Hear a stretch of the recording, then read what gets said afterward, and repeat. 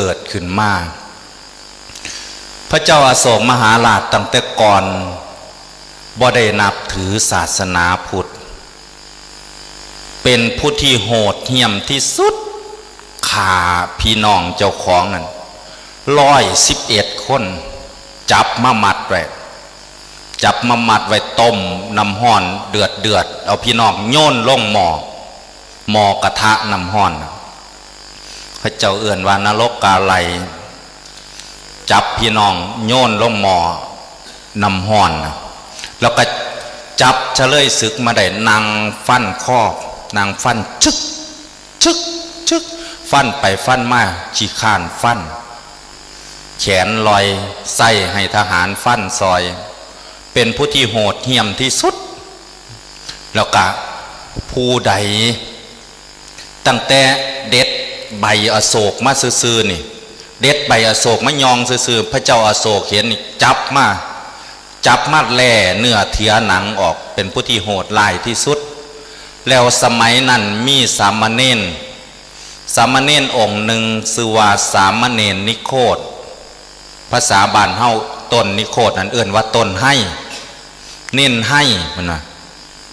ยางเข้ามาบิณฑบาตพระเจ้าอโศกมองลงมาจากช่องพระแกนไม่ออกหูจักอยู่บ่ช่องพระแกนหูบ่หูอยู่บ่หน้าต่างสมัยตะกอนเอื่นว่าปองเอี่ยม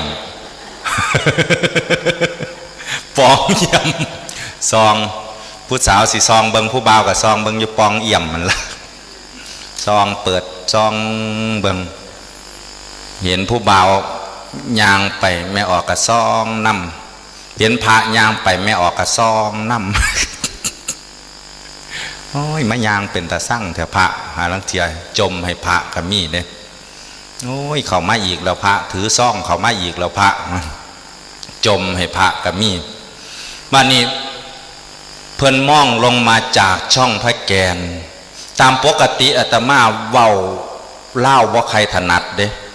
หัวแต่มาฝึกเว้าอยู่นี่ล่ะ เว้าคืออยู่ว่าเดี๋ยวลงมาไม่เห็นเน่นหน่อยก็เลยถามอำมาตย์ว่านี่อำมาตย์นั่นเขาเรียกว่าอะไรบ่ฮู้จักฮอดเน่นไหมบ่ฮู้จักฮอดเน่นถามอำมาตย์ว่าเขาเรียกว่าอะไรอำมาตย์ก็เลยบอกว่าขอเดชะพระอาญามิพ้นเก้าอันนั้นเขาเจ้าเอื่นว่าเน่นน้อยเจ้าเพิ่นสิเว้าถือคือเพิ่นสิเว้าถือคืออาตมาสิเว้าผิดเนาะเพราะว่าอาตมาเว้าราชาศัพท์บ่ใครเก่งบ่คือแม่ออกผู้หนึ่งแล้วเว้าราชาศัพท์เก่งแล้วเคยเป็นลิเกเก่าพอดีแล้วเศร้าเล่นลิเกแล้วไปขายป่าอยู่ในตลาดสดจุโคราชพอดีมื้อนั้นสมเด็จพระเทพเสด็จเข้าไปเยี่ยมตลาดสมเด็จพระเทพเสด็จเข้าไปก็เลยไปถามแม่ค้าขายป่านั่นนะพอดีเล่ามีซ้ำป่าอยู่3ซ้ำเนี่ยซ้ำหนึ่งป่าตายซ้ำที่2นั่นป่าเน่าแล้วซ้ำที่3ป่าเอามาใหม่ๆสมเด็จพระเทพก็เลยไปถามแม่ค้าปลานี่ขายยังไงแม่ค้าก็เป็นลิเกเก่าขอเดชะพระอาญามิพ้นเก้าปลาของข้าพระพุทธเจ้าที่อยู่ในชามที่สวรรคตแล้วนี่ก็คือป่าตายที่สวรรคตแล้วนี่ขายกิโลละ30 บาทอีกในซ้ำที่2นั่นที่อยู่ในชามที่กำลังทรงพระประชวรนี่มันเน่าแล้วขายกิโลละ50 บาทแล้วซ้ำที่เพิ่นเอามาทรงใหม่ๆมื้อเช้านี่ที่กำลังเสด็จไปเสด็จมาอยู่นี่พ่นนะมันกำลังแล่นไปแล่นมาอยู่ในซ้ำเด้เนาะขายกิโลละ80 บาทว่าซั่นวันนี้สมเด็จพระเทพเพิ่นก็เดี๋ยวไปเบิ่งทางป่าที่เจ้ากำลังย่างอยู่ไฟเห็นไหมเพิ่นก็เลยว่าแล้วที่เขากำลังถวายพระเพลิงอยู่นั่นล่ะ ขายตัวละเท่าไหร่กำลังถวายพระเพลิงอยู่อันนี้เพิ่นเว้าราชาศัพท์จริงเนี่ยแต่อาตมาเว้าบ่ใครถูกแล้วเว้าลงหน้าลงหลังต่ำหน้าต่ำหลังบัดอำมาตย์ก็เลย บอกว่ากราบทูลว่านั่นเป็นสามเณรเป็นเหล่ากอของสมณะปาดพระเจ้าอโศกเหลียวเบิงเราคือยางง่ามแท้เราคือยางเคียมแท้ไปเอื้อนเล่าขึ้นมาเทิงพระราชวังเบิงดูให้อำมาตย์ลงไปเอื้อนตั้งแต่ก่อนเขาเจ้าบ่ฮู้จักเด้ว่านิมนต์เพิ่นบ่ได้มานับถือศาสนาพุทธเนาะเว้ากับพระก็เว้าบ่เป็นได้คนที่บ่เคยเว้าแม่นอยู่บ่แม่ออกคือจังแม่ออกนึงเราบ่ฮู้จักเว้ากับพระสิเว้าจังไดเรามาถามหลวงพ่อเนาะผัวเล่าล่ามาบวชเราก็เลยมาถามหลวงพ่อหลวงพ่ออันโยมสิเอื้อนพระเอื้อนจังไดเฮ้อหลวงพ่อก็เลยว่าอันขั้นแม่ออกนับถือจังไดก็เอื้อนจังสั้นล่ะนับถือเป็นอ้ายก็เอื้อนหลวงพี่เด้อนับถือเป็นพ่อก็เอื้อนหลวงพ่อบ้านนี้เราก็นับถือเป็นผัวตัวผัวเล่าล่ามาบวช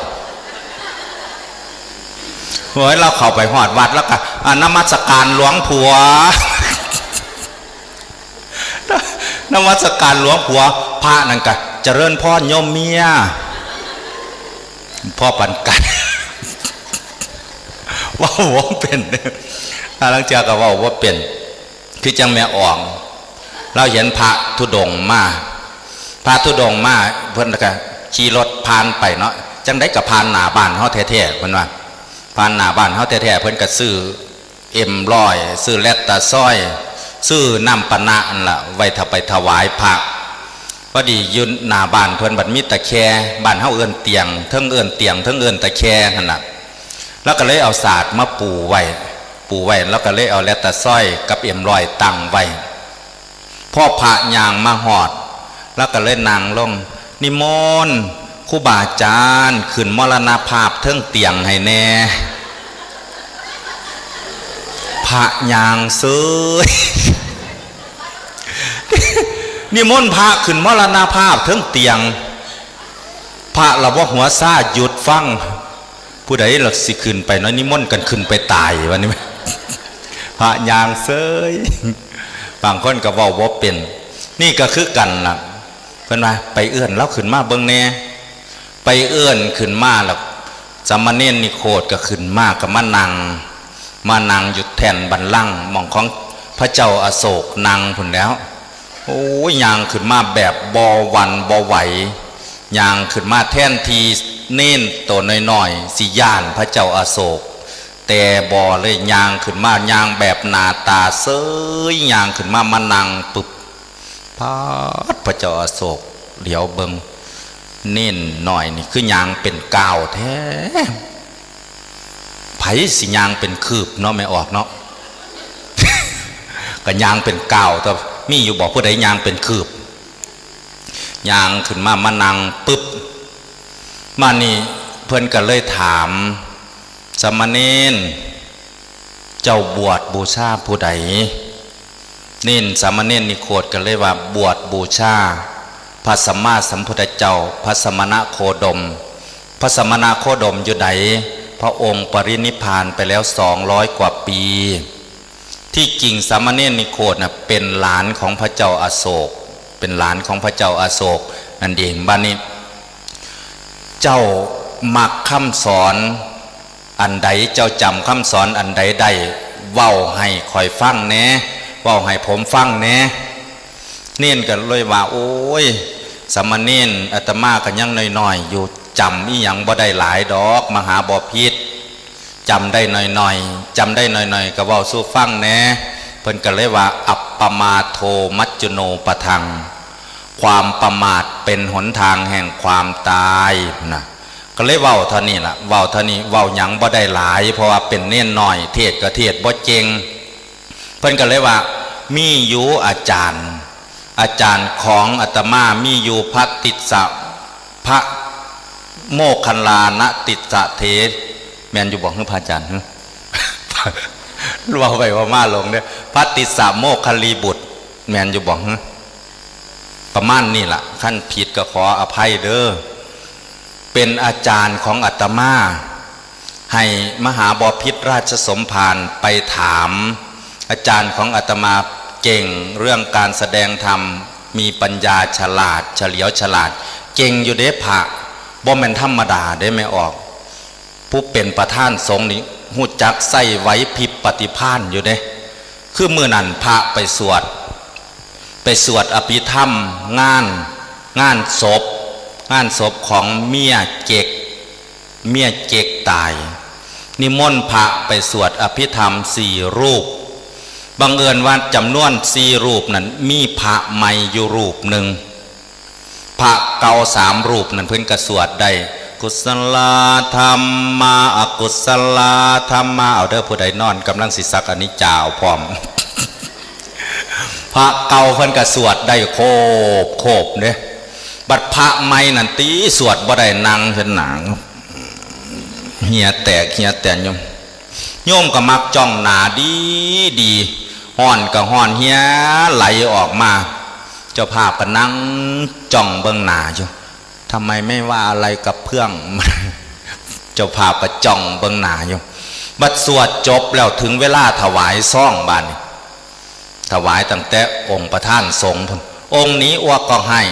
เสียงลังลีวะนะองค์ที่2อ้วกก็ให้เสียงชักดีองค์ที่3องค์นี้ก็ให้ออกเสียงลีองค์ที่4อ้วกไม่ให้ไม่ได้ว่าอะไรกับเพื่อนว่าจังสิล่ะบัดนี้ผู้อาจารย์ก็เลยว่าโยมอาตมา3 รูปที่เทศออกเสียงอยู่ตรงนี้คือเทศให้โยมที่นั่งอยู่ตรงนี้ฟังส่วนรูปที่ท่านเทศไม่ออกเสียงนั้นท่านเทศให้เมียของโยมฟังเหรอถ้างั้นว่าให้เยอะกว่าเพื่อนให้หลายกว่าหมู่เซย นี่เป็นครูบาอาจารย์ฉลาดเนี่ยบัดพัตติสาโมคคัลลีบุตรเพิ่นก็ฉลาดคือกันพระเจ้าอโศกมหาราชไปถามว่าอันใดสิเป็นตัวแทนของพระสัมมาสัมพุทธเจ้าได้เพิ่นก็เลยว่าสหชาติสิ่งที่เกิดพร้อมตอนนี้ก็ยั่งต้นพระศรีมหาโพธิ์เพราะว่ามากันทกะนายชนะแล้วก็พระนางพิมพานั่นตายไปเบิดแล้วซุมนั้นเหลือแต่ต้นพระศรีมหาโพธิ์สิ่งที่เกิดขึ้นมาพร้อมพระพุทธเจ้าแล้วพระพุทธเจ้าได้ไปตรัสรู้อยู่มองหันพ่อพระเจ้าอโศกมหาราชได้ยินเท่านั้น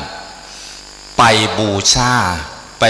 าอยู่ต้นพระศรีมหาโพธิ์นั้นไปนอนเฝ้าไปนั่งเฝ้าอยู่หันแล้วบูชาพระพุทธเจ้าได้ฟังคำสอนจากเน้นโตน้อยๆว่าอัปปมาโทมัจจุโนปทังความประมาทเป็นหนทางแห่งความตายมานี่เพิ่นบูชาขักหลายสิออกไปปราบศัตรูนี่ก็ไปหาต้นโพนั่นก่อนกลับมาจากปราบศัตรูอยู่หัวเมืองแล้วกลับมากับมาเฝ้าอยู่ต้นพระศรีมหาโพนั่นก่อนจนพระมเหสีเพิ่นนั้นหึงผัวใส่ต้นโพไม่ออกคักแน่บ่หึงผัวใส่ต้นโพมื้อหนึ่งพระเจ้าอโศกมหาราชสิออกไปปราบกบฏอยู่พุ่นหัวเมืองไก่อยู่พุ่นละชนบทพุ่นน่ะพระมเหสีนี่ให้ทหารให้อำมาตย์เอาน้ำห้อนเอายาพิษไปเทราดเงาของต้นพระศรีมหาโพธิ์ให้ต้นพระศรีมหาโพธิ์ตายพอดีพระเจ้าอโศกมหาราชกลับมาจากปราบกบฏกลับมาหอดต้นพระศรีมหาโพธิ์เห็นแต่ต้นพระศรีมหาโพธิ์ตายเหี่ยวลงโอ้ยเพิ่นห้องเพิ่นไห้เสียดายเหตุจังใดขั้นต้นพระศรีมหาโพธิ์บ่ฟื้นขึ้นมาสิบ่ย่อมหนีจากนี่สิย่อมตายอยู่นี่ด้วยความศรัทธาขักหลาย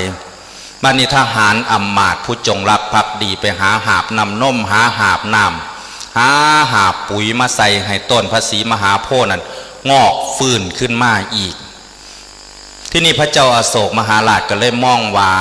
ต้นพระศรีมหาโพธิ์นี่จักหน่อยมือต่อไปก็สิมีคนมาทำลายอีกเฮ็ดจังใดหนอสิหาอันใดบูชาที่สิคนสิบ่ได้ทำลายได้ง่ายๆก็เลยไปปรึกษาพระติสาโมคคัลลีบุตรอีกละบัดไปปรึกษาว่ายังมีอันใดอีกบ่ที่แทนองค์ของพระสัมมาสัมพุทธเจ้าที่สิเอามาบูชานะ บอกไปว่ามามันก็ล่งเล่าข้าวขักเนาะบูซา เพิ่นก็เลยว่ามีอยู่วันที่ถวายพระเพลิงนั่นถวายพระเพลิงพระสัมมาสัมพุทธเจ้านั่นมีพราหมณ์แล้วก็มีกษัตริย์หัวเมืองต่างๆเพิ่นแบ่งเอาพระบรมสารีริกธาตุไปเก็บไว้เมืองละเท่าใดล่ะเมืองละ2 องค์บ้าง3 องค์บ้างให้มหาบพิตรราชสมภารขอกลับคืนมาเมืองละองค์ก็ได้ขอกลับขึ้นมาเมืองละองค์ให้ได้ 84,000 องค์แล้วมาสร้างเจดีย์เนี่ยมาสร้างเจดีย์เพื่อที่สิบรรจุพระบรมสารีริกธาตุนั้นสร้างเจดีย์ 84,000 เจดีย์สร้างแล้วพระเจ้าอโศกมหาราชเอาเงินนี่ให้เจ้าเมืองต่างๆนั่นเมืองละ100,000 กหาปณะให้เมืองละ100,000 กหาปณะเพื่อให้สร้างเจดีย์เพื่อที่จะบรรจุพระบรมสารีริกธาตุเนี่ยเมื่อสร้างแล้วบัดนี้สร้างแล้วสิมีการฉลองกันมีการฉลองใบกะเอื้อนชาวบ้านชาวเมืองนี่มาประพฤติมาปฏิบัติธรรมคือหมวดไม่ออกนี่นะมานุ่งขาวห่มขาวพระเจ้าอโศกมหาราชเว้าว่าคนที่เกิดในยุคนี้เกิดในสมัยนี้คือกันกับลูกของผู้ขาสิเอาขึ้นสวรรค์นํเอาขึ้นสวรรค์ทั้งเบิดเฮ็ดจังใดสิเอื้อนข้าเจ้าขึ้นสวรรค์ได้เบิดพระติสสาโมคคันธีบุตรก็เลยแนะนำว่ามหาบพิตรราชสมภารเอื้อนข้าเจ้ามาบวชชีพราหมณ์เอื้อนมาบวชชีพราหมณ์เอื้อนมานุ่งขาวห่มขาวเอื้อนมาประกาศให้มาเปิดเมืองนี่ประกาศมาเบิดเมืองมาบ่มาเท่านี้แล้ว ฝนตกในกระกลับขึ้นเมื่อน้ำชิดหอดอึงคือพระจันทร์ว่านนะฝนตกในก็ได้ยินเสียงอึงห้องอยู่เอาศีลไปฝากไปน้ำหลวงพ่อผู้ผัวออกไปก่อนไปจับอึงได้ยินเสียงอึงตกหมวกอยู่ผลอยู่บวกทั้งผลไปแล้วไปลงงุ่มเอางูมันลงไปกินอึงที่บาดนี่ลงไปกินอึงเพิ่นกับผู้ผัวกำลังงุ่มอยู่งูกัดกัดผู้ผัวก็เลยตายอยู่ในบวกนั้นผู้เมียมาถามว่าเท่านั้นคือนั่นมาแท้ก็เลยนั่มไปเอาศีลไปฝากหลวงพ่อคือเก่าน่ะนั่มไปได้บัดนั่มไปเราอยู่หม่องใดน้อแต่ไปคนละทางไปทางพุ่นก็มีอึงตกหมวกคือกันอยู่ในบวกนั่นย่ายนั่นแล้วก็ลงในบวกคือกันโอ้ยเห็นอึงหลายๆจับกันนะจับใส่ของกันนะลงไปบังเอิญว่างูก็อยู่ในหันคือกันเราลงไปกำลังงุ่มกำลังจับอึงงูชกมาใส่มือเราตายคือกันบานจิตของเราดวงสุดท้ายเป็นห่วงแต่น้ำอึงทั้งผัวทั้งเมียก็เลยตายเป็นอึงปัญญามฝนตกมาเทือรุ่นก็เลยเอื่นหากันผู้ผัวเอื่นเท้าผู้เมียเหอเท้าเหอเท้าคืออยู่เท้าอยู่ได้อยู่พี่เท้าเอิ้นหากันอยู่ว่าปานนั้นเนี่ยมานี่ฮอดมองได้หรอลืมเด้แว่ออกมองหันมันแน่มองนี่แน่ลืมว่าเรื่องอันนี้อีกก่อนก็ได้แม่ออกที่มาจำศีลจังสิโอ้ยมาจำศีลเขาแรงบ่ได้กินนี่ไหมเฮ็ดจังได้มันไม่หิวแต่ซัวสิแกล้งเด้เนาะมันหิวนี่ท้องนี่ห้องจ้าซัวสิแกล้งบังเอิญว่ามือเพิ่นสิมาจำศีลนั่นเพิ่นได้อีกระปูมาขังไว้อยู่ในกระคุได้อีกระปูมาขังไว้ในกระคุเพิ่นโอ้ยหิวแห้งๆนี่คิดพ่อแต่กระปูมึงเด้อกลับขึ้นไปนี่กูสิปนนี้กระปูแซ่บๆเพิ่นปัดนี้ปัดเพิ่นล่าศีลกลับออกจากวัดเมื่อฮอดบ้านแล้วเฮ็ดจังได๋น้อเฮาก็ไปรักษาศีลมาใหม่ๆ ฮ็ดจังได๋นอขั้นขาปูนี่มันก็สิบาปเด้ผิดศีลแล้วก็เลยบ่ขาละแล้วก็เลยดังไฟขึ้นเอาหม้อมาข้างเทิงเตานั่นแล้วก็เลยเอาไม้อันนึงมากายเทิงปากหม้อแล้วก็เลยว่าต่อไปนี้จะมีการเล่นเกมกัน เล่นเกมกับกระปูแล้วจับกระปูมาขึ้นมาไตเด้ไตเอากระปูไตเอา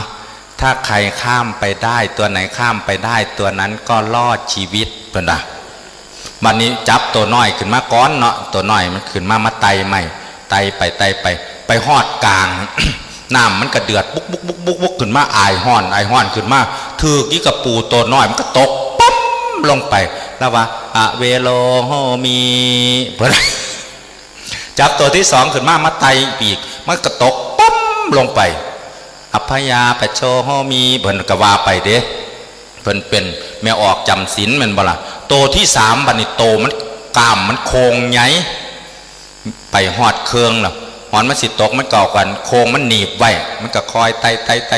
ไปตกป๊อกลงฝากทางคุณอันโตนี่โตมันโตใหญ่กว่าน้อง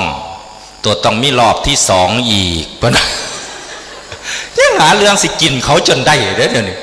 บ่เป็นธรรมดา คือพอดีมื้อนั้นพระจันทร์สมควรเพิ่นไปเทศน์อยู่วัดเนินตากแดดเพิ่นเว้าเรื่องหลวงปู่เทศสู่ฟังอันนี้เป็นเรื่องจริงเด้บ่มันเว้าขึ้นมาเองหลวงปู่เทศนั่นเพิ่นเฒ่าแล้วเนาะ80กว่าปีอันนี้สิเว้าสู่ฟังเว้าพื้นเพิ่นสู่ฟังจักหน่อยเด้อไม่ออกเด้อเพิ่นไปบิณฑบาตบังเอิญว่ามื้อนั้น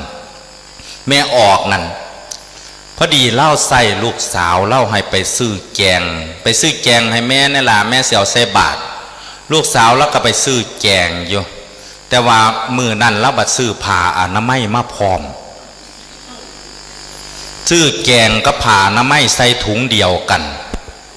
มาหอดบัดเอาไว้ตะแกงหน้ารถจักรยานผู้แม่ว่าพี่นางอันแกงแม่เนี่ยผู้นั้นยุ่นอันนาตะแกงรถคุณแม่ว่าท่านพอดีหลวงพ่อมาแล้วผู้แม่ฝ่าวลงไปหยิบเอาถุงนั่นแหละไปใส่บาตรมีเทิงผ้าอนามัยเทิงแกงผักขี้เหล็กอยู่ในหันหลวงพ่อกลับไปหอดวัดเพิ่นก็เอาเข่าออกเอาแกงผักขี้เหล็กออกเพิ่นก็เห็นผ้าอนามัยเพิ่นว่ามันขนมปังเนี่ยผู้เฒ่าเนาะ80กว่าปีเนาะเพิ่นก็ถือมาหอดกุฏิเพิ่นก็ชงกาแฟขึ้นชงกาแฟขึ้นเพิ่นก็สีกซ่องมันรันซ่องบ่ใหญ่เด้เนาะเพิ่นก็สีกกระดาษออกเฮ็ดจังได๋เนาะมันก็เลยจุ่มลงเด้จุ่มลงในกาแฟน่ะเอาขึ้นมาใหญ่เพิ่นก็แขวเพิ่นก็บ่มีเนาะมันขึ้นหยาบเถอะเนาะดึงก็บ่ขาดแล้วเลยมาว่างลงก็เลยมีดหั่นเป็นตอนแล้วก็เลยเอาจุ่มลงกับกาแฟลึดเอื้อก มานี่แม่กับลูกนั่นถามกันแม่ผ่าน้ำไม่อยู่ใครเดเอามีผ่าน้ำไม่บ่ได้หันมีแล้วโอ้ยแมวใส่บาตรให้หลวงพ่อเทพไปแล้วไปเอามาให้คอยแม่ว่าท่านผู้แมวฝ่าวถีบจักรยานนั่มไปวัดหลวงพ่ออันเห็นผ่าน้ำไม่อันอยู่ในถุงอันแกงอันยุบบ่อาตมาฉันแล้ว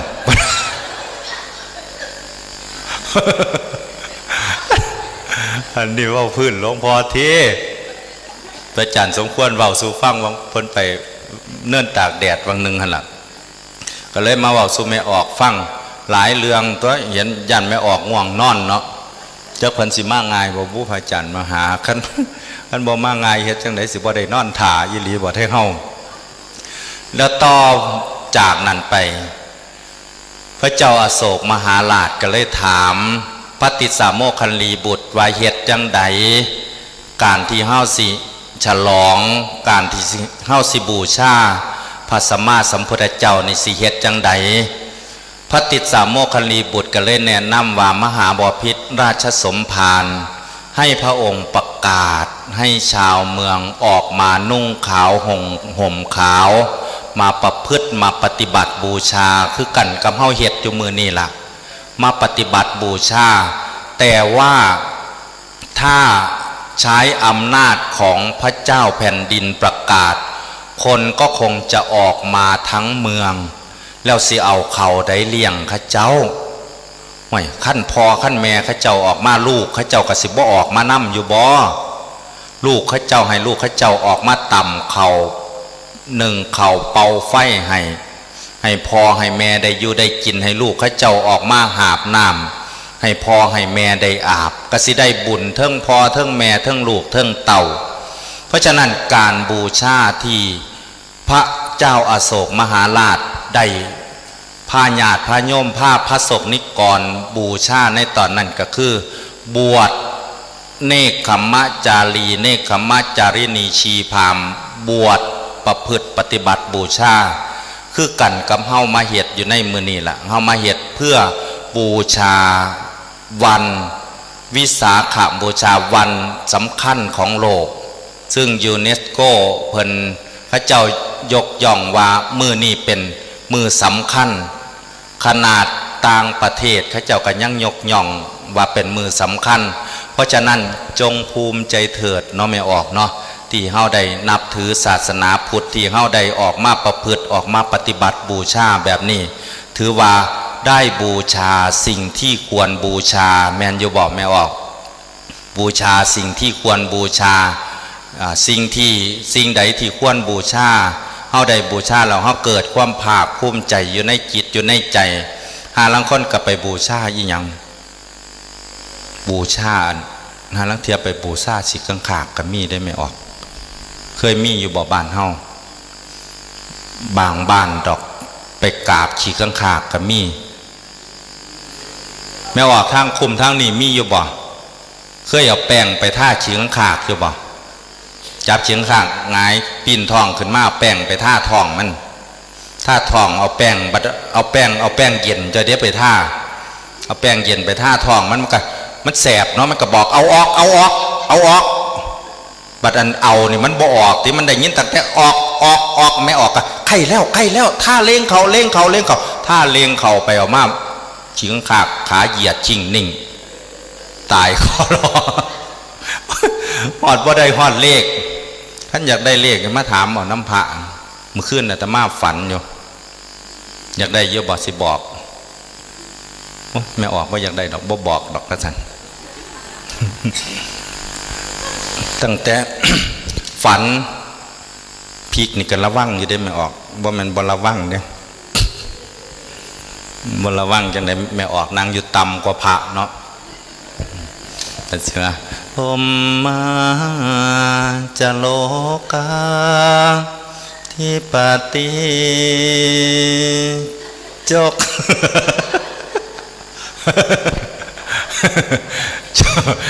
ขั้นเห็นแล้วก็บ่ไปเว้าให้ผู้อื่นฟังกับใครได้ล่ะ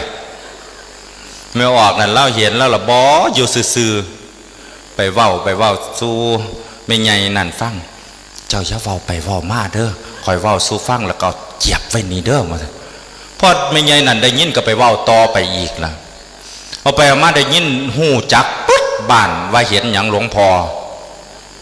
มันย่ำเพิ่นไปตลาดตีไปพ่อผักเหี่ยวไปพ่อบักบักแตงเหี่ยวบักพริกเหี่ยว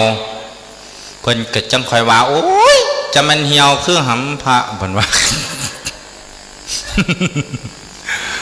เว้าบ่เศร้าได้แม่ออกวันนี้บูชาสิ่งที่ควรบูชาแม่ออกบ้านเฮามื้อนี้เฮามาบูชาสิ่งที่ควรบูชา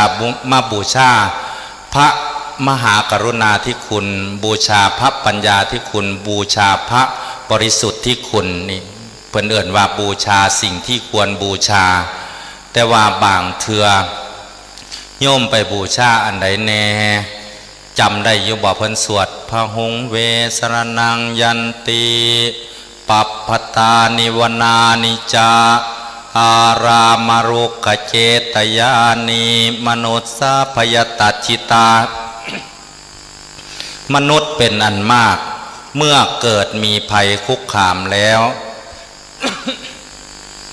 ก็ถือเอาภูเขาบ้างป่าไม้บ้าง อารามและลุกขเจดีย์บ้างเป็นสรณะ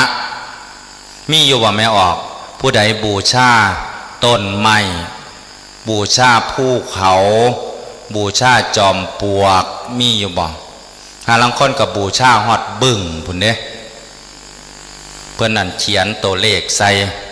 ส่กระดาษแล้วไปย้อนลงหู้บึ้งไปย้อนลงหู้บึ้งบัดนี้มันเชี่ยงหู้มันก็คาบขึ้นมาถิ่มที่บัดนี้คาบขึ้นมาถิ่มเพิ่นละไปเบิงมันละโอ้ยได้โตนั่นมาแม่ไม่ออกงวดวันนึงมันออกหยังก่อนมันออกหยัง37โอ้737มันคาบขึ้นมาถิ่มปั๊บเพิ่นไปพีเบิง737ไปซื้อถือกเสยซื้อถือกระบาดนี่ย่ำมือเศร้าเพิ่นก็ได้เงินแล้วเพิ่นก็ซื้อน้ำบัดลมซื้อมักสมเขียวหวานซื้อมักแอปเปิ้ลใส่ถาดถือยางไปยางสวนทางกับพระไปบิณฑบาตแม่ออกเอ้ยสวนทางกับพระเพิ่นเฮ็ดจังไดเพิ่นเฮ็ดจังซี่พระนั้นปล่อยให้ปากแห้งคอลอยบอกเลขบ่แม่นพุ่นล่ะเอาไปให้บึ้งพุ่นแม่กินไหมพานมันกินเป็นเอามาเด้อแม่พญาบึ้งเพิ่นว่าเพื่อนแม่พญาบึ้งมากินขั้นงวดใดบ่ถือตีบาทนี่ได้เสียมไปมึงอยู่ไหนล่ะอีบึ้งเพิ่นว่าเขาเราบ่รู้เรื่องอีหยังเลยอยู่ไหนล่ะอีบึ้งเพิ่นว่า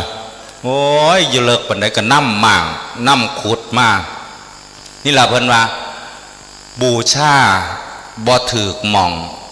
บางเทื่อย่ำผีแม่ใหม่มาไม่ออกเคยเห็นอยู่บ่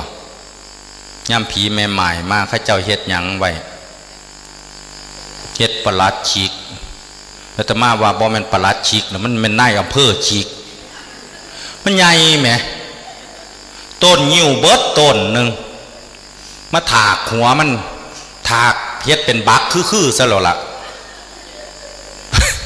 เราสีแดงท่าแหมถ้าเราได้บักพร้าว2 หน่วยมาสีกเอานั้นมันผูกติดกันแล้วไปว่างไว้เงามันเอาไปเค็ดกายเธอเลยอยู่มอง3 แยกโอ้ยกันผีแม่ใหม่เพิ่นว่าครูบาอาจารย์เพิ่นว่าโอ้ยผีแม่ใหม่ป่านมันสิซัวปานนั้นก็สิเอื้อนผีแม่ใหม่ก็ขอบว่ามันเคยมีขอบมีขั้วมาก่อนเคยแต่งงานมาก่อนมันก็สิหูจักตัวเนาะว่าอันใดของแท้อันใดของปลอมแล้วบอกแล้วย่านผีแม่หมายย่านผัวตายเอาลิปสติกไปท่าให้ผัวไหมท่าปากผัวแดงจึงคึงเอาซินไปให้ผัวนุงตั้งแต่สมัยก่อนนี่ตีคอล่อเนาะย่ำประชุมตีคอล่อป้องเพิ่นลืมเปลี่ยนตีบันนี่นุงสินเมียลงไปประชุมเซย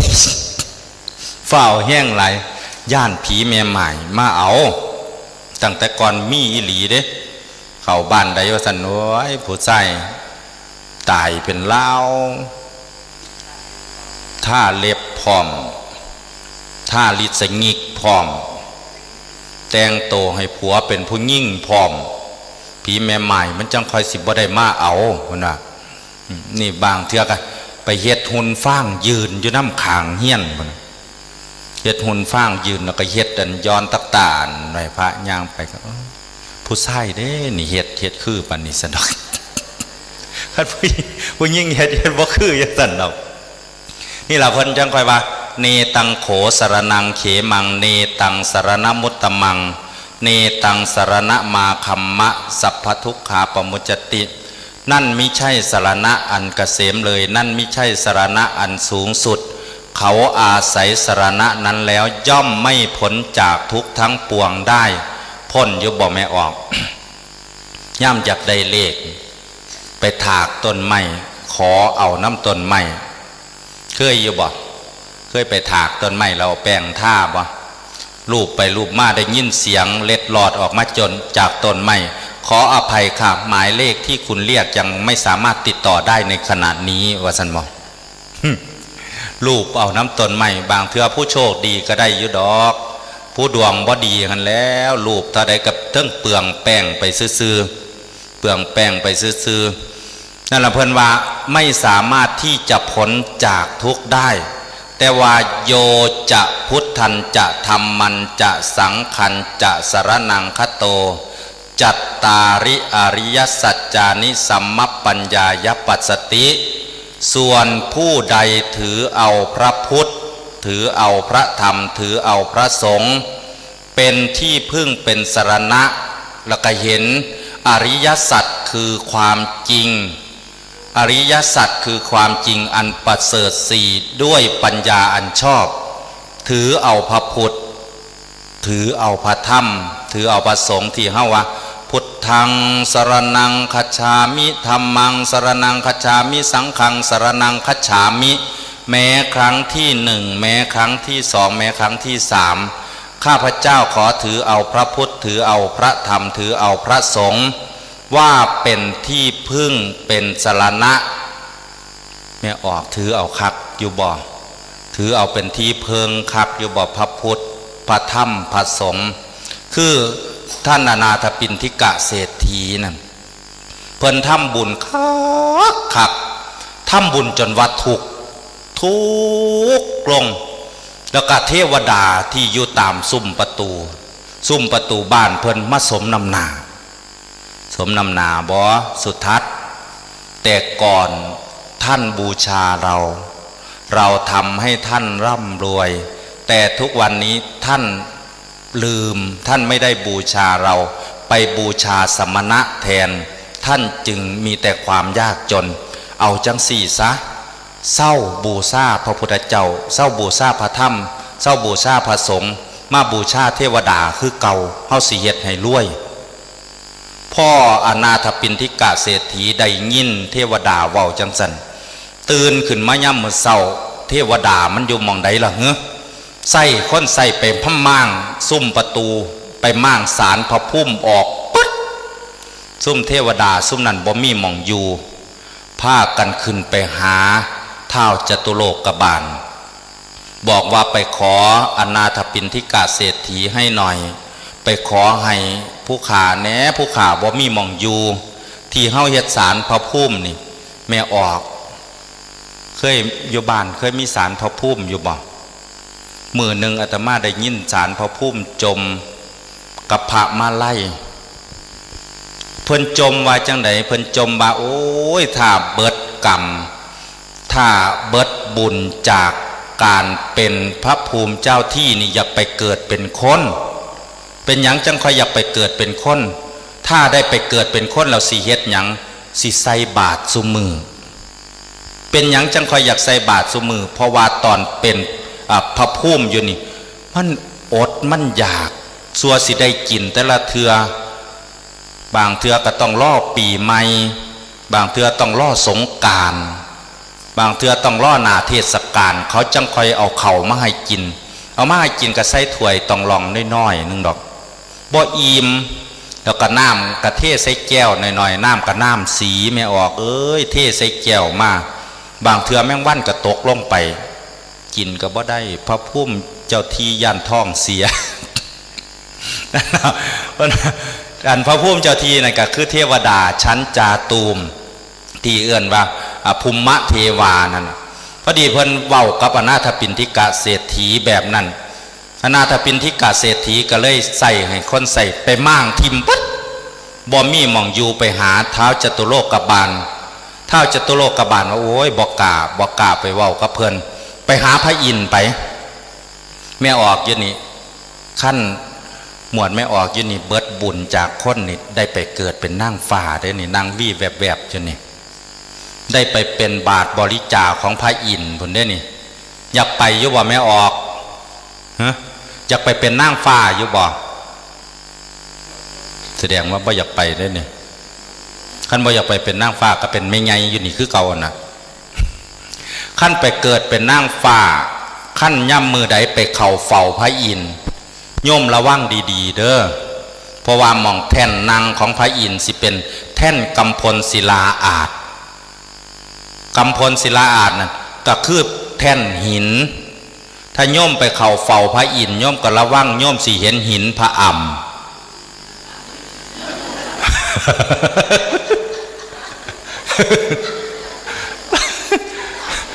ผู้จักจะบอกหินพระอ่ำแม่นหยัง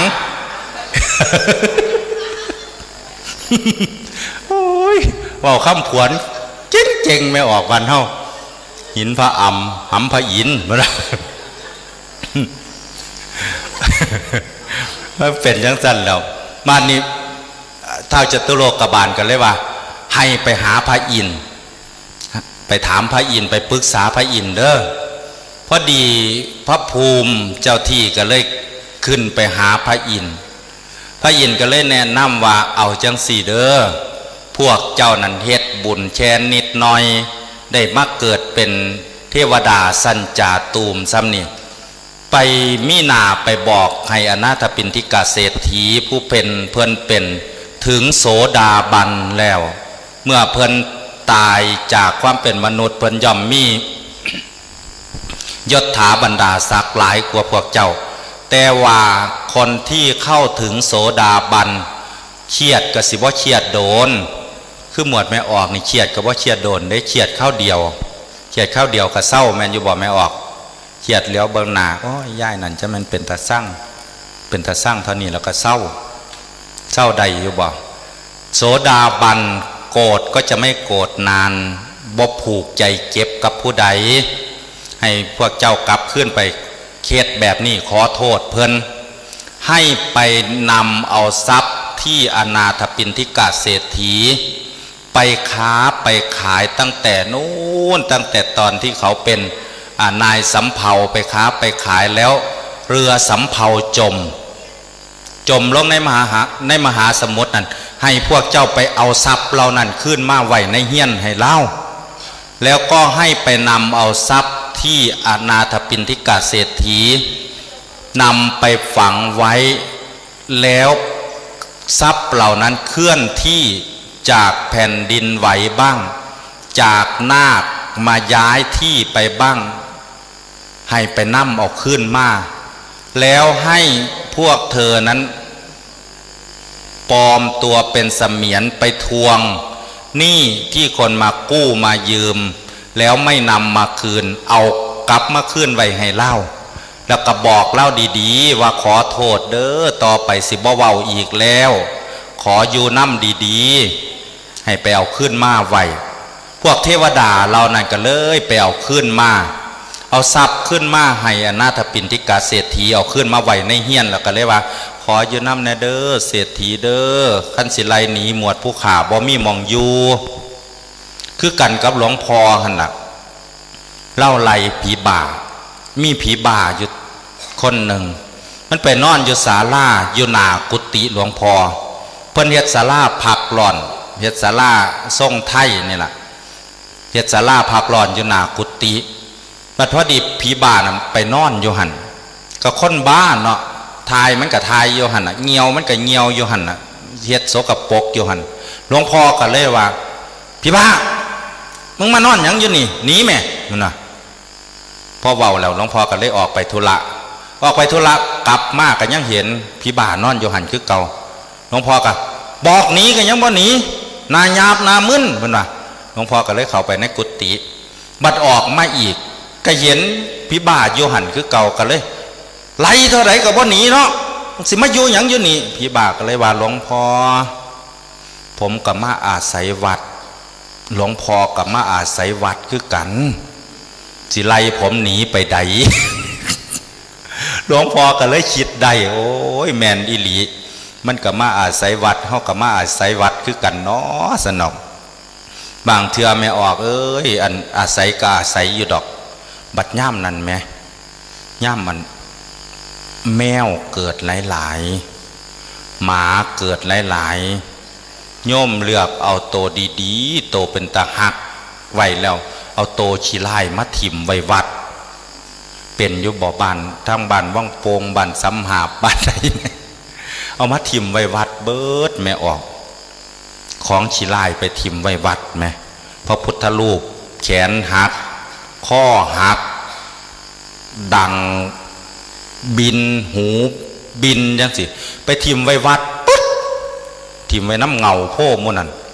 สารพระพุ่มหักก็ไปทิมไว้วัดบ่แม่นทอนั่นได้ไม่ออกลูกหยอกกันอยู่หน้าบ้านเจ้าของอยากไล่นั่นไหมลูกหยอกกันแตกแซวอยู่ไล่ลูกไล่หลานหนีสุยามาหยอกกันอยู่นี่อยากไล่พุ่นเขาไปหยอกกันอยู่วัดพุ่นอ่ะไล่เขาไปวัดป่านพระสิบ่มีหูได้เดี๋ยวนี้ไล่ออกมาวัดเจ้ยบางเทือกขั้นง่วออกมาหลายๆตัวก็มาปล่อยไปวัดนะเด้อไม่ออกปล่อยเพราะหลวงพ่อได้เลี้ยงบ้านนี้อนาถบิณฑิกาเศรษฐีเพิ่นก็เลยว่าบ่เป็นหยังดอกอยู่น้ำกันนี่ละบ้านนี้แต่อย่าปากเสียอีกเด้อมันนะอยู่น้ำกันดีๆอยู่น้ำกันมอแม่อย่าปากเสียอีกเมื่อเฮามีศรัทธาโตบ่มีศรัทธาก็อย่ามาวางให้เฮาแม่ล่ะโตบ่มีศรัทธาในพระพุทธพระธรรมพระสงฆ์ก็อยู่ซื่อๆอันนี้เฮามีศรัทธาเฮาก็สินับถือของเฮาไปเพิ่นก็ว่าก็เลยอยู่น้ำกันด้วยความผาสุกเพราะฉะนั้นญาติโยมการที่เรานับถือเอาพระพุทธพระธรรมพระสงฆ์ว่าเป็นที่พึ่งเป็นสรณะแล้วก็เห็นอริยสัจคือความจริงอันประเสริฐสี่ด้วยปัญญาอันชอบอริยสัจแม่นี่ยังไม่ออกถามแน่เริ่มหันหลังใส่พระแล้ว ที่แรกก็หันข้างใส่ซื่อเอาไปเอามาเริ่มหันหลังใส่แล้วบัดนี้เริ่มหันหลังอาหารก็หันเฮ็ดจังไหนก็เฮ็ดเราจากนอนก็นอนเราเด้อบ่ว่ากันดอกขย่มนอนหลายกว่านางอาตมาก็สินอนเทศคือกันนะบ่ได้ว่า บ่ได้ว่าคือกันนะนั่งไปนั่งมามันก็เมื่อยได้เนาะไม่ออกเนาะนั่งไปนั่งมาก็เมื่อยคือกันนะอริยสัจก็คือทุกข์สมุทัยนิโรธมรรคทุกข์เป็นหยังค่อยทุกข์ไม่ออกนั่งอยู่นี่ทุกข์อยู่บ่ทุกข์น้ำหยังทุกข์น้ำปวดขานี่แม่นขาเฮาอยู่บ่ค้ำเบิ่งด้วยนี่หน้าหยังนี่หน้าแข้งสูงขึ้นมาแม่นหัวเข่าสูงขึ้นมาอีกแม่นขาต้อยมองนั่งทับอยู่นี่แม่นนี่หยังก้นกบอันทั้งนี่เด้งอนตอค้ำเบิ่งนี่เด้หน้าผากค้ำลงมามึงนี่เด้ข้อหอยเลยบ่ท่านได้มีหม่องของคนอยู่ทางคนกันถูกน้ำอยากเชี่ยวหมากนี่ละเชี่ยวก็มาเชี่ยวตัวเนาะเอากระโปรงเขามาพร้อมเอากระโปรงเขามาทมพร้อมเด้อไม่ออกเด้อแต่มาบวาดอกมันง่วงเด้อเนาะกันเอากระโปรงเขามาแล้วก็อธิษฐานพร้อมอธิษฐานพร้อมมาเชี่ยวอยู่ในล้านถ้ำนี่อิมังสกปรกจังต้องทมใส่กระบังจังคอยสิบ่เป็นตาสั่งอธิษฐานมีไม่ออกเด้อท่านพอออกจากสูบยาออกไปสูบข้างๆสูบยาก็อธิษฐานพร้อมก็ได้อิมังควรออกดังจนว่าปอดพังบ่ตายกันยังอธิษฐานมี อธิษฐานไปให้มันมีความสุขไปยังสั่นล่ะเนาะไม่ออกเนาะมักไผมักมั่นเนาะคือไม่ออกนั่นแล้วเว้าสู่ฟังเว้าดูอยู่ดอกแต่เห็นไม่ออกง่วงก็เว้าต่ออีกก็ได้เราไปปฏิบัติธรรมนี่แหละไปปฏิบัติธรรมน้ำมูเราบัดก่อนที่เราสิไปปฏิบัติธรรมบัดมีสาธารณสุขเขาเจ้ามาตรวจสุขภาพแล้วก็ไปหาแล้วไปตรวจสุขภาพหมอเขาเจ้าบัดว่าคุณยายเอาตราบนี้ไปใส่อุจจาระมาให้คุณหมอนะแล้วก็กลับไปฮอดบ้านแล้วก็เอาไปใส่อุจจาระอีหลีใส่อุจจาระแล้วแต่ว่าเล่ายางออกจากห้องน้ำมาแล้วเรามาว่างไว้หลังตู้เย็นมูดมาเอื่นไม่ไงปะรถเพิ่นมาทาแล้วเร็วเล่าขึ้นไปเอากระตาผ่าแล้วลงมายางลงมาฮอดตู้เย็นแล้วเลยเลี้ยวเห็นอันกับอันนั้นอยู่หลังตู้เย็นแล้วก็เลยเอาทิ่มใส่กระตาหมากแล้วไปนั่มบ้านนี้ไปฮอดมองปฏิบัติธรรมซุ่มกลุ่มเขาเจ้าเชี่ยวหมากเขาเจ้าก็ไปกลางเต้นอยู่น้ำกันเด้กลางเต้นจุ่มกันยุกเสียใจเฉพาะกลุ่มที่เชี่ยวหมากนะบัดเลิกจากล้านถ้ำเขาเจ้าก็หมากมาปั่นกันเชี่ยวเอาหมากเจ้าแดงดีบ่สีเสียเจ้าดีบ่พุ่นน่ะผู้เจ้าเหลืองบ่เอาออกมาสู้กันเชี่ยว แล้วเพิ่นสิมีกระป๋องทมมัมกระป๋องทมน้ำหมากส่วนกลางกระป๋องหนึ่งใหญ่เติบเดทอนกระโปงน้ำนี่แหละเพิ่นก็มาปั่นกันทมผู้นั้นกระทมใส่ผู้นี้กระทมใส่ได้เคืองกระโปงมันเพิ่นก็ยับออกไปไว้คางกระโปงน้ำมาตื่นมายามมื้อเช้าเพิ่นตีละครั้งตั้งแต่เด็กแต่ตี3ผลเม่งไม่ใหญ่นั่นเราตื่นสากว่าหมู่แล้วตื่นขึ้นมาเราละโคเล่หากระโปงน้ำแล้วหยิบผิดเนาะคนบ่มื่นตาไปหยิบถือกระโปงน้ำหมากหยิบถือกระโปงน้ำหมากแล้วมาล้างหน้าเซยม้วนปากบุบเซยเดี๋ยวบัดนี้บัดแล้วสิยางก็ไปลาดถ้ำแล้วยังง่วงอยู่แล้วก็เลยลิ้นน้ำหมากนั่นใส่มือตากับบ่มื่นเด้เอาเปอะใส่หน้าไหมย่างเข้าไปล้านถ้ำรุ่นมูบันมูเขาเจ้าเข้าไปหอดก้อนแล้วเขาเจ้าก็นั่งอยู่เห็นแล้วย่างเข้าไปรุ่นมูเขาเจ้าละเหลียวเบิงหน้าแล้วละแดงจึงขึ้นมูเขาเจ้าละท่วงยายหน้าเจ้าเป็นยังขึ้นมีตะเลียดแตะมาท่านเราตกใจแล้วเอาผ้านี่ละผ้าขาวๆนี่มาเสร็จบับลงมาเบยมีแต่เลือดเป็นล้มแม่เป็นล้มโวยข้าเจ้าก็ถามหาผู้ใดเอายาดมยาล้มยามองไผเอาอันยาหอมมาถามหาน้ำผู้ใดบ่มีจักคนเลยอันไปเบิ้งยกกระตาหมากเราด้วยผู้ใดอันกลางเต้นยกใกล้เล่าว่าท่านไม่ไงนั่นอันเดี๋ยวใครสิไปเบิ้งดอกว่าท่านข้าเจ้าก็เลยไปเบิ้งยกกระตาหมากเราไปเบิ้งยกกระตาหมากแบบโอ้ยนี่เราเอาฉีบเพลิงมาน้ำอยู่เห็นไหมเราเอาฉีบเพลิงมาน้ำข้าเจ้ากันเลยว่ากระสันเอามาให้เราดมเหมือนน่ะยายน่ะก็เลยถือมาหอดเอาเปิดออกกระสันผู้ถือมาก็เลยหมุนฝากระแกบบอกเอ้าฉีบเพลิงยายนี่คือส่งเหม็นแท้สงสัยเราเจ็บไปโดนติเราเจ็บไปโดนมันก็เลยเหม็นกระยาดอกเอามาให้เราดมรถพุ่นน่ะพุ่นน่ะยายนั่นแล้วก็เลยเอานิ้วมือต่อยแล้วก็มัดต่อยเสดังแล้วปั๊บพ่อฉีบเพลิงถือดังเท่านั้นแล้วฟื้นขึ้นมาทันทีบ่แม่นฟื้นย้อนฉีบเพลิงเนี่ยฟื้นย้อนฉี่เจ้าของโอ้ยน้อยย่ายเนาะบางเทื่อเรื่องผิดพลาดเนี่ยมีเกิดขึ้นได้ธรรมดานี่แล้วกันหิวนอนก็หาแนวเพิงเอาแล้วกาแฟเท่าใดมันก็บ่อยู่เด้แต่มาเบิดหลายแก้วเรามันนี่ว่ามันตามันสิบ่เสิร์ฟจังสิเด้มันก็เสิร์ฟคือเก่านะมานั่งบัดใดก็โอ้เสี่ยวเข่ามาสู้ฉันจักเทียก็บ่มายกแต่กาแฟมาอยู่พ่อบันนั่นล่ะมีไงอันหนึ่งเราไปปฏิบัติธรรมนี่ละว่าเรื่องคนเชี่ยวหมากซะก่อนเราไปปฏิบัติธรรมกังเว้นเขาไปฟังเทศตอนบ่ายนี่มันง่วงแต่เด้นอนไม่ออกเนาะล้านถ้ำตั้งแต่กี่เพิ่นบัดปูเฟื่องเอาเฟื่องไปปูน้ำปลาแล้วก็ปูศาสตร์แต่ก่อนสิหอดงานมือปฏิบัติธรรมหมามันพากันเข้าไปแลนเล่นได้บ้านี่แลนเล่นมันบ่แลนซื้อมันไปขี่ไว้พร้อมบัดนี้มันหลายมือติมันกระแขงเนาะย่ายนั่นแล้วสิเข้าไปฟังเทศตอนบ่ายแล้วโอ้ยย่านง่วงแล้วก็ยำเชี่ยวหมากไปพร้อม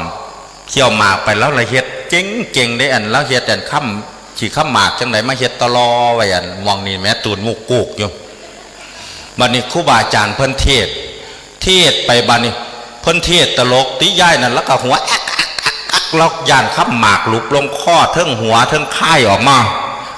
แล้วว่ามาว่างไว้บานนี้แล้วก็หัวอยู่หันแล้วครูบาอาจารย์เพิ่นเทศตลกเนาะแล้วก็หัวอยู่หันบานนี่เพิ่นสิสรุปลงท้ายเพิ่นเศร้าตลกซั่นแล้วเพิ่นมายกขอถ้ำที่เพิ่นเอาขึ้นมาแต่ที่แรกมาสรุป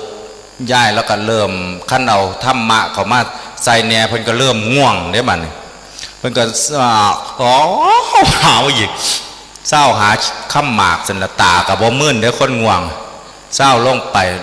แล้วไปกำปับขึ้นมาอมใส่ปากอมกับเข้าไป ผู้นางอยู่ข้างๆย่ายเจ้าอมหยังวังหนึ่งก็อมครับหมากคอยละเนาะข้าหมากเจ้าจังไดข้าหมากเจ้าคือว่างอยู่หันเราเหลียวลงไปเบิ่งแม่นบอกฮึเราเลยค่ายออกมาเบิ่งค่ายบอกมาขี่ม้าความผิดพลาดมันเกิดได้เพราะฉะนั้นญาติโยมทุกเฮาทุกเพราะอีหยังทุกเพราะกองสังขารทุกแห้งอยู่บ่ไม่ออกนั่งยืนก็ต้องได้บริหารอยู่บ่เศร้าได้นี่ขั้นเอาเข้าไปแล้วมันก็ต้องมีการเอาออกแต่มานี่บางเทื่อเดินทางไปอบรมเด็กน้อยเดินทางไปมองหันมองนี่ดูนี่โอ้ยหาลังเทื่อไม่ออกเลยไปว่าท่านในหอดจุดหมายปลายทางอยู่ข้าศึกมันว่าโจมตีข้าศึกมาหอดประตูเมืองแล้วต้องบอกโชเฟอร์แวะปั๊มคันบ่แวะเหม็นแท้โอ้ยโชเฟอร์เขาก็ยานเหม็นแวะปั๊มปุ๊บเลือกบ่ได้ปั๊มเก่าก็ได้แวะได้ไม่ออกเข้าไปบังเอิญปั๊มนั่นห้องน้ำกับห้องน้ำบ่ใครสะอาดเป็นใดอันบ่สะอาดกับบ่วาดอกอันบ่มีก่อนล็อกนี่ตีลำบากพระขนาดเลยนางปับล่องมือต้องยืดดึงประตูไว้พร้อมย่านคนมาเปิดหังย่านเท่าใดหังมีคนยางมาทางนั่นจ่อยกำลังนางกำลังให้อาหารหานอยู่นะเสียงเกือบยางแต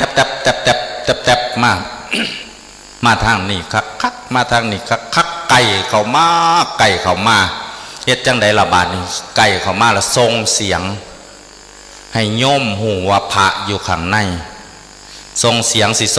จังไดล่ะส่งเสียงพระร้องเพลงก็ร้องบ่ได้ก็คิดพ่อตั้งแต่ให้พรย่ำมื้อเช้าพระกยะถา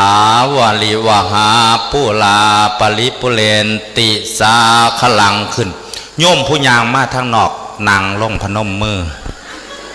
ยืนหน้าห้องน้ำผู้รุ่นยางมาอีกยางตับมาจับปากอยู่ในห้องน้ำนางเลี้ยงแถวกันเซยอยู่หน้าห้องน้ำบาดีมีเทียนหนึ่งไม่ออกไปอบรมเด็กหน่อยไปถามเด็กหน่อยอนุบาลไหมถามไปหอดโรงเรียนหนูห้องน้ำอยู่ทางไหนลูกมันบอกว่าหลวงพ่อเอาห้องน้ำใหม่หรือห้องน้ำเก่าครับเขาก็คิดว่าต้องห้องน้ำใหม่เด้อจังค่อยสิสะอาดก็เลยบอกว่าเอาห้องน้ำใหม่มันบอกว่าห้องน้ำใหม่ยังไม่สร้างครับถ้างั้นเอาห้องน้ำเก่าก็ได้ห้องน้ำเก่าเพิ่งรื้อไปเมื่อวานนี้ครับเพิ่นว่าเอาไปเอามามันสิบ่ให้เขาจะมองมันเลยว่าล้อเล่นจูงแขนได้บัดนี้หนูจะพาไปห้องน้ำจูงแขนไปย่างดีไม่ออกไปหอดห้องน้ำทรงเขาห้องน้ำย่างดีแล้วมันก็ยืนเฝ้าอยู่หันละบัดยืนเฝ้าอยู่หันแล้วประตูห้องน้ำของนักเรียนอนุบาลเขาเจ้าเฮ็ดทางพื้นพี่เด้เดี๋ยวเด็กหน่อยเข้าไปคู่พี่เลี้ยงสึกเข้าไปซอยได้นะพ่อเข้าไปซอยได้มานี่พระกับกำลังปลดทุกข์อยู่ผู้มันยืนเฝ้าอยู่หน้าห้องน้ำมันถามเสร็จยังหลวงพ่อยังนั่งไปอีกจะข้าวหนึ่งมันก็ถามอีกเสร็จยังหลวงพ่อยังบัดต่อมามันฉีคานถามมันเลยกลมลงซองเบิงตะเอ๋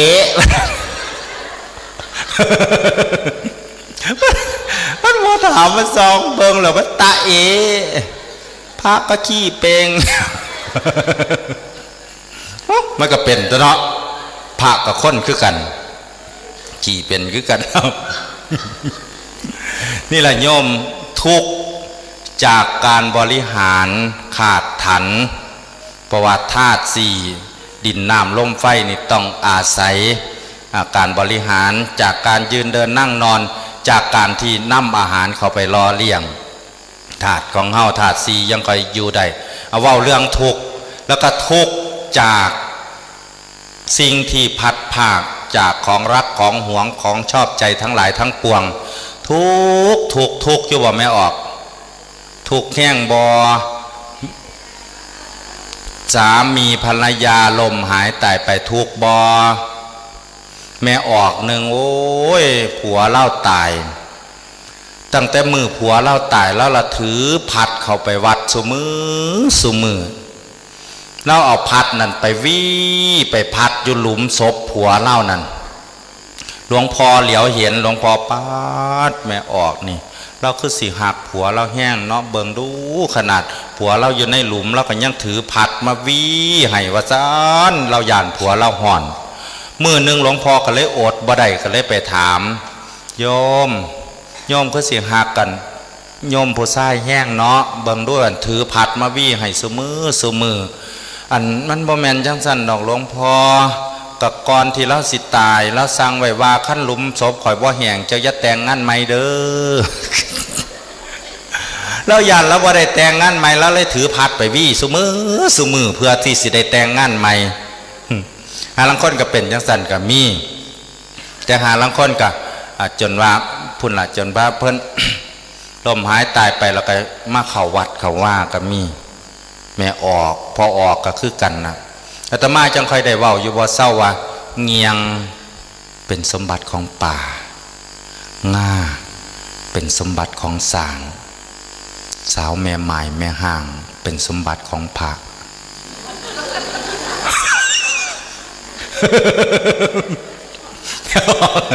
อย่าคิดเลิกเด้ออย่าคิดเลิกอัศจรรย์ใจโอข่าวสารอยู่ในโอสิย่อข้อขึ้นตอดไกไม่ภัยอยู่ก่อสิย่อข้อตอดสั่งป่าย่างอยู่หิ่งสัญญาณเต้นสวบแมววันเหลือใจแท้หัวไปบวชหนูซิ่งตาสวดน้ำเป็นแม่ออกคำต่ำเขาทรงเพ่นเพื่อนนะหนูซิ่งพิบาสิไปต่ำเขาทรงเพ่นผักเนาะแม่ออกเนาะมีแต่หลวงพีเพิ่นบวชใหม่ๆแล้วตัวไม่ออกอันรับกฐินแล้วก็สิกดอกรับกฐินแล้วก็ยั่งผาป่าแล้วก็ยั่งปริวาสมือนึงไปบิณฑบาตก็เลยได้ยินเสียงเล็ดลอดมาจากทางช่องหน้าต่างพระเจ้าร้องเพลงมาว่าสิซึกกับบ่ซึกขี้ตัวเบเบสิซึกกับบ่ซึกขี้ตัวตะละละเพิ่นว่าพระเจ้าร้องเพลงใส่ เพราะฉะนั้นทุกจากลูกตายเสียผัวเมียตายจากล้วนแล้วแต่นำความทุกข์มาให้ชาติปีทุกขาแม้ความเกิดก็เป็นทุกข์ชราปีทุกขาแม้ความแก่ก็เป็นทุกข์มรณะปีทุกขังแม้ความตายก็เป็นทุกข์โสกปริเทวทุกขโทมนัสสุปายาสาปีทุกขาแม้ความโศกความร่ำไรลำพันธ์ความไม่สบายกายความคับแค้นใจนี่อย่างต่อไปล่ะเป็นทุกข์ทั้งเบิดไม่ออกความพัดภาคจากสิ่งที่รักที่ชอบใจก็เป็นทุกข์ความประสบกับสิ่งไม่ชอบใจก็เป็นทุกข์นางฟังพาเทศอยู่โดนก็เป็นทุกข์ด้วยนี่ขั้นมันปวดขาขยียดออกได้ไม่ออกเด้อให้หันอยู่ขึ้นนาฬิกานี่ก็ได้ดอกบวาการขั้นนอนผู้นอนโดนก็ลุกขึ้นสลับซับเปลี่ยนกันเด้อเปลี่ยนกะกันนอนจักชั่วโมงหนึ่งแล้วก็ลุกขึ้นเอายายบัดนี้จะนอนซะเด้อข่อยนอนได้ชั่วโมงหนึ่งแล้วลุกขึ้นเย้าเปรียบมูหลาย เย้าเปรียบแต่ผู้อื่นเดิมมาในเหตุของทุกข์นั่นมันมาจากใดไม่ออกเหตุของทุกข์เอาเหตุของทุกข์หนึ่งเข้าไปยึดว่านั่นเป็นบุตรนั่นเป็นภรรยานั่นเป็นสามีเราเมื่อบุคคลเหล่านั้นพัดภาคจากเราไปเราจึงทุกข์แล้วก็เข้าไปยึดติดว่าอันนี้เป็นตัวเป็นตนของเฮ้าเป็นขาของเฮ้าเป็นแฉวของเฮ้าย่ำแฉวโลนไปเฮ้าจังค่อยทุกข์อยู่บ่ไม่ออกทุกข์บ่ไม่นั่งแฉวโลนทุกข์อยู่บ่ทุกข์อยู่ตีทุกข์แล้วก็หาแฉวปลอมมาใส่ดอก แต่หาลังคนกะโอ้ยช่วยซ้ำซ้อนได้ไม่ออกใส่แขวปลอมใส่ฟันปลอมก็ยังได้ฟันปลอมว่าได้ฟันปลอมแท้เด้มันมีชนิดแท้กับชนิดปลอมปัจจัยเพิ่นบ่หลายเพิ่นเลยบ่ได้ แขวแท้ได้แขวปลอมบางเทื่อบัดย่ำเข้าไปในห้องน้ำเพิ่นก็ยังดีเด้ถอดออกมาถอดกรักออกมาแปรงข้างนอกก็ได้แปรงบัดนี้มันถือกยาสีฟันถือกนั่นมันเหมือนเนาะมันเหมือนกับเทิงเพิ่นเทิงนางทายเทิงแปรงฟันไปพร้อมมันละตกค่อยลอยลงไปลงในข้อหานพุ่นแม่ตกลงไปในข้อหานแล้วละเศร้าขึ้นมาล้างบ่ล้างจังไหนมันตั้ง2-3 พันเนาะล้างแล้วก่อนสิมาใส่ปากเพิ่นยังมาดมดมเบิ่งซะก่อนเด้อดมเบิ่งพิสูจน์กองพิสูจน์หลักฐานว่ามันเหม็นหรือบ่เหม็นนะมาดมยังเหม็นอยู่ล้างอีกล้างแล้วมาดมเบิ่งมันยังเหม็นอยู่ล้างอีกล้างแล้วกาว่ามันเศร้าเหม็นสิยัดเข้าปากเนาะก็ตั้งใจแล้วตั้งใจอีกตัดสินใจแล้วตัดสินใจอีกยัดใส่ปากเมื่อเฮาไปยึดว่านั่นเป็นบุตรของเราเป็นภรรยาเป็นสามีของเราเมื่อบุคคลเหล่านั้นจากไปเฮาจังค่อยทุกข์เฮาไปคิดว่านั่นเป็นทรัพย์ของเราเมื่อทรัพย์เหล่านั้นสูญหายไปก็ทุกข์คือกันอันนี้เว้าข่าวๆเรื่องเหตุของทุกข์เนาะแล้วก็นิโรธก็คือการดับทุกข์เสียได้ก็คือมองบ่ให้มีทุกข์ขังบ่ให้มีทุกข์ขังอยู่ในจิตในใจของเฮาเฮ็ดจังใดไม่ออกจังค่อยสิบ่ให้ทุกข์ขังปล่อยว่างได้อยู่บ่มันบ่ได้หน่อยก็ได้หลายบ่ได้หลายก็ได้หน่อยเนาะไม่ออกเนาะนางอยู่นี่ขั้นพระเพิ่นชวนเอาเด้อร่วมกันเป็นเจ้าภาพจองเป็นเจ้าภาพมุ่งหลังคาเด้อไม่ออกกันนางอยู่แบบปล่อยว่างปล่อยว่างบอกหัวซาพระนี่ก็โอ้ปวดหัวถ้าปล่อยว่างแบบนี้บ่ดีแล้วไม่ออกปล่อยว่างแบบนี้บ่ดีเพราะฉะนั้นเขาขยาเอาสิ่งที่เฮาได้ยินได้ฟังมาใส่ในใจของเฮาไว้หลายเด้อสิ่งบางสิ่งไม่ควรจำเพราะมันทำให้เราเจ็บแล้วก็สิ่งบางสิ่งก็ควรเก็บเพราะเป็นเจ็บที่ต้องจำแต่มาเว้าว่าใครชัดเด้กอไก่กับจอจานมันปนกันไปเบิดเทิงเก็บไปอยู่น้ำอาจารย์พระครูจิตติยานวิจักรเพิ่นก็ว่าเว้าให้มันชัดๆนี่ก็บ่ได้เก็บก็เก็บก็มันบ่ได้หั่นเด้มันสิมาบังคับให้คนได้มันก็เว้าบ่ได้ก็คนอีสานเอาไปอยู่น้ำเพิ่นใหม่ๆนางอยู่ซื่อๆนางหันลีนเล่นไม่ออกบ่แม่นถอดลีนออกมาหันเล่นเด้นางเฮ็ด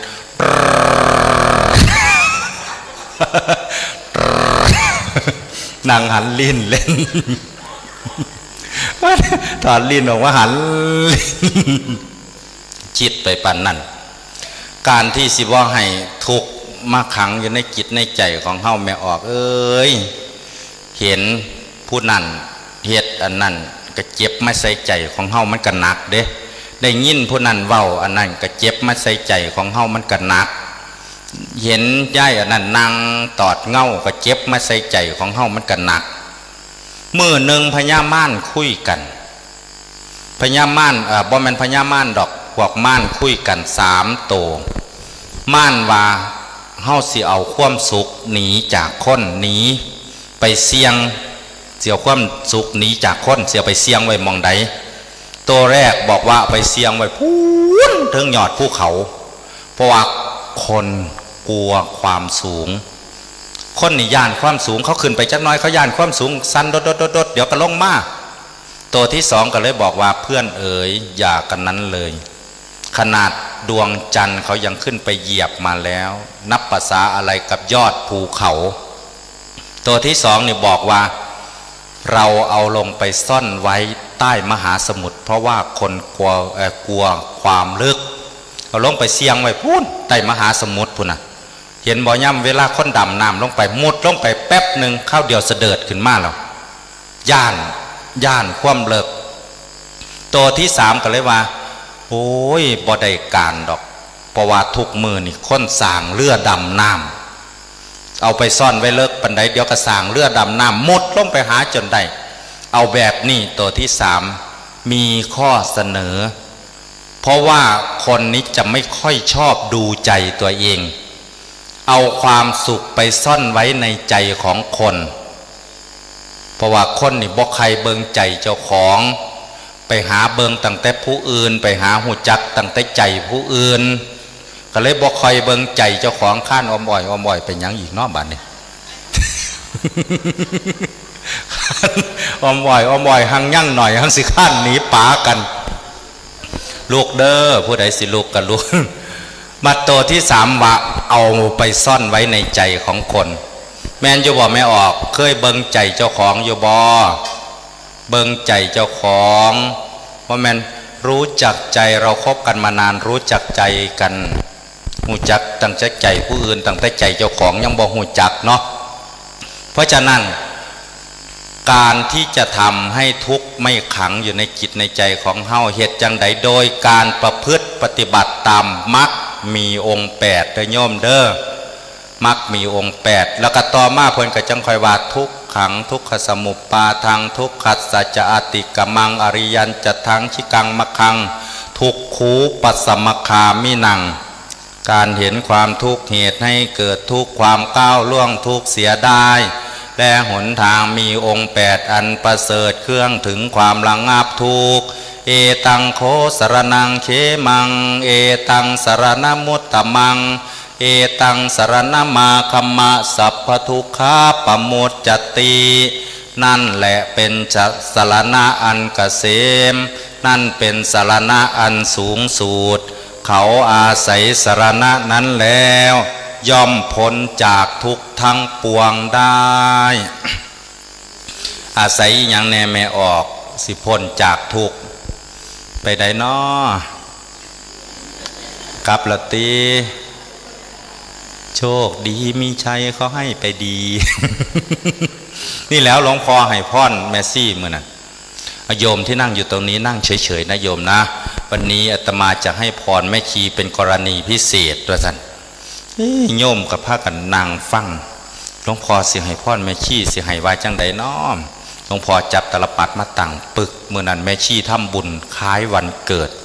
หลวงพ่อกันเลยว่าสุขเถิดแม่ชีอยู่ดีเถิดนาคอยโมทนาหมู่มารจะมีสันเนี่ยให้พ่อแม่ชีเจอแสงพระธรรมชี้นำเห็นทางเจอแสงสว่างสิ้นเวรกันทีลาแล้วแม่ชีชาตินี้ขอโมทนาเพื่อนหลวงพ่อให้พ่อแม่ชีเป็นตะมาหอดง่ายบ่เนาะพระอาจารย์มหากะที่โยมมาเทศแท่นเนี่ยเปียงหลังเว้าก็เว้ามาเบิดมือแล้วพอได้มาสิมาเว้าเบิดขึ้นอีกเนาะอาจังใดก็ดีญาติโยมที่ติดตามรับฟังอยู่ทางลานถ้ำนี่ก็ดีหรือว่าญาติโยมที่ติดตามรับฟังอยู่ทางบ้านก็ดีก็ถือว่ามื้อนี้เฮามารวมกันประพฤติปฏิบัติบูชาองค์สมเด็จพระสัมมาสัมพุทธเจ้าบ่มีพระมาเทศแทนอีกบ่มันก็เมื่อยแล้วได้นี่นั่งไปนั่งมากก็ชิวเจ้าของแล้วแม่เป้าอยู่เบิดมือหูนี่แล้วมันอยากไล่มันอยู่ไกลปากนี่แม่มันอยากไล่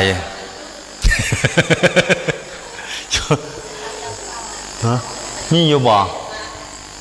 อันหูโยมก็ยังอยู่ไกลปากอาตมาอยู่ปากกับหูอาตมานี่ตีมันอยู่ไกลกันมันอยากไล่ฮอดเจ้าของเว้าไหมเว้าเบิดมือไล่ มือหนึ่งไม่ออกเอ้ยพ่อใหญ่อันหนึ่งเล่าย่างไปหมาเห่าแล้วว่า